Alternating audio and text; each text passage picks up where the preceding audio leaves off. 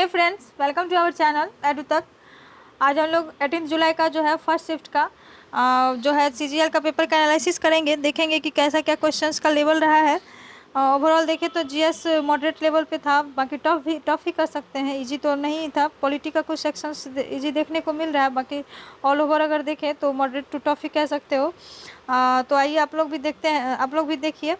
और अगर सेशन पसंद आता है तो प्लीज़ लाइक करें, सब्सक्राइब करें और ज़्यादा से ज़्यादा शेयर भी करें, जिससे मेरा भी मोटिवेशन जो है वो बना रहे आगे की वीडियोज़ के लिए। तो आइए बिना देरी किए हुए फटाफट शुरू करते हैं। अगर इसमें पहला क्वेश्चन देखें, इसमें टोटल 25 क्वेश्चंस जो है वो कराया जाएगा फर्स्ट शिफ्ट का फुल एनालिसिस के साथ। और जो ये क्वेश्चन है वो 100% रियल है। तो आइए बिना लेट किए हुए देखते हैं। पहला क्वेश्चन अगर देखें तो उपाधियों का अंत किस अनुच्छेद से है, वो पूछा गया था। तो हम लोग जानते हैं कि अनुच्छेद जो 18 है वो उपाधियों के अंत से संबंधित है। अनुच्छेद 14 मौलिक अधिकार के अंतर्गत ये अनुच्छेद आते हैं। तो अनुच्छेद 14 से 18 जो है वो समता का अधिकार है, उसी के अंतर्गत अनुच्छेद 18 जो है वो उपाधियों का अंत से संबंधित है। अगर अनुच्छेद 14 के बारे में देखें तो विधि के समक्ष समानता है। अगर 15 के बारे में देखें तो धर्म, मूल, वंश, जाति, लिंग या जन्म के स्थान के आधार पर भेदभाव का निषेध करता है। और अगर 16 के बारे में देखें तो लोक नियोजन के विषय में अवसर की क्षमता से संबंधित है। और अनुच्छेद 17 अगर देखें तो अस्पृश्यता का अंत बताता है। तो इतने सारे अनुच्छेद 14 से 18, हालांकि मौलिक अधिकार का आप लोग पूरा सेक्शन जो है वो कंप्लीट करके जाएं, क्योंकि क्वेश्चंस बन रहे हैं तो नेक्स्ट शिफ्ट में आएंगे ही। नेक्स्ट क्वेश्चन अगर देखें तो ये क्वेश्चन थोड़ा, गरबा कौन से त्यौहार में खेला जाता है? तो ये नवरात्रि में खेला जाता है और गुजरात राज्य का ये जो है प्रमुख नृत्य है। तो क्वेश्चन से थोड़ा सा जो है पैटर्न चेंज हुआ है। हालांकि पूछता था कि गरबा जो है वो किस राज्य की है, इस बार पूछा गया है कि गरबा कौन से त्यौहार में खेला जाता है। तो आप लोग ओवरऑल देखें, खुद से एनालाइज करें कि कैसा क्या रहा है। फिर नेक्स्ट क्वेश्चन देखें तो ओलंपिक में भारत को प्रथम स्वर्ण पदक कब मिला था, ऐसा पूछा है। तो बीजिंग ओलंपिक 2008 में जो है अभिनव बिंद्रा जी को 10 मीटर एयर राइफल जो प्रतिस्पर्धा हुई थी उसी में स्वर्ण पदक उन्होंने जीता था। और यह व्यक्तिगत प्रतिस्पर्धा में जो था वो भारत का पहला स्वर्ण पदक था। फिर अगर नेक्स्ट क्वेश्चन देखें तो एक क्वेश्चन था कि छत्तीसगढ़ वीरनी पुरस्कार 2021 किसे मिला है। तो ये क्वेश्चन आप टफ कर सकते हो। ये जो पुरस्कार है वो दूती चंद्र को दिया गया था। छत्तीसगढ़ वीरनी पुरस्कार 2021 से सम्मानित किया गया था। उन्होंने जो है एशियाई खेलों में अप्रैल 2021 में 100 मीटर और 200 मीटर में रजत पदक जीता था। फिर मलिक अंबर जो है वो किस साम्राज्य से थे, ऐसा क्वेश्चन था। तो मलिक अंबर जो है अफ्रीकी मुल्क के प्रधानमंत्री और जनरल थे, जिन्होंने अहमदनगर सल्तनत की सेवा की थी। फिर अगर नेक्स्ट देखें तो ओलंपिक से एक और क्वेश्चन था कि ओलंपिक पदक जीतने वाली पहली भारतीय महिला कौन है। तो हम लोग जानते हैं कि कर्नम मल्लेश्वरी जो है वो ओलंपिक पदक जीतने वाली पहली भारतीय महिला हैं, जिन्होंने सिडनी ओलंपिक 2000 में कांस्य पदक जीता था, जो भारत का पहला पदक था महिला श्रेणी में।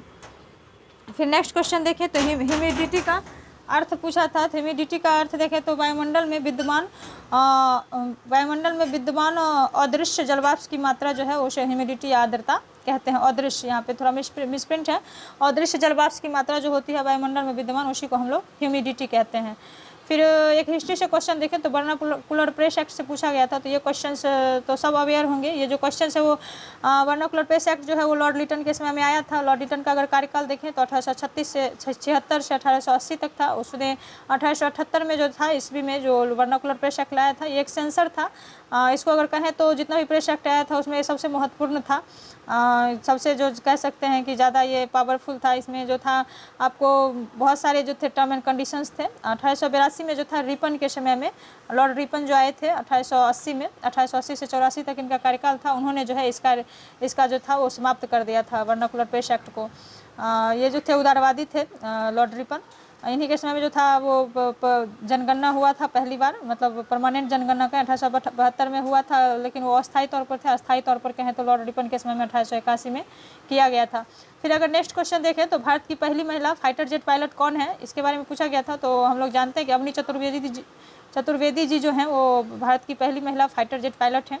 फिर अगर नेक्स्ट क्वेश्चन देखें तो ज्योग्राफी से था काली मिट्टी जो है वो कहाँ पाई जाती है। तो काली मिट्टी अगर मुख्यतः देखें तो महाराष्ट्र, कर्नाटक, गुजरात और मध्य प्रदेश वाले भाग में पाई जाती है। अधिकांश काली मिट्टी जो है वो मूल सामग्री ज्वालामुखी चट्टानें हैं जो दक्कन के पठार से बने हैं। फिर अगर ये देखें स्टैटिक्स एक था कि प्रसिद्ध जो है संगीतकार अन्नपूर्णा देवी किस वाद्य यंत्र से जुड़ी थी। तो अन्नपूर्णा देवी जो थी वो सुरबहार से जुड़ी थी। ये भारत सरकार द्वारा उन्हें जो है कला के क्षेत्र में 1988 में पद्म भूषण भी दिया गया था। फिर एक क्वेश्चन देखें तो सियालदह बर्धमान किस रेलवे जोन में आता है, ये पूछा गया था। तो पूर्वी रेलवे क्षेत्र में जो है सियालदह बर्धमान आता है।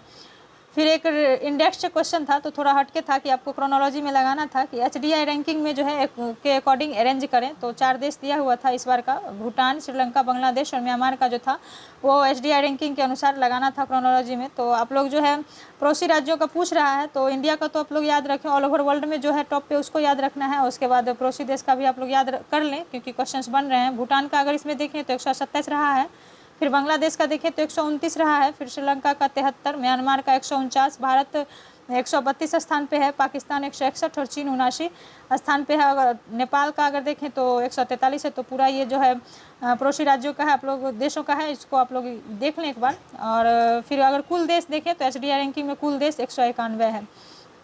औद्योगिक नीति के बारे में एक क्वेश्चन था आपका कि 1956 में जो है कितने उद्योग को शामिल किया गया था। औद्योगिक नीति 1956 में टोटल 17 उद्योग को जो है उस समय जो है शामिल किया गया था।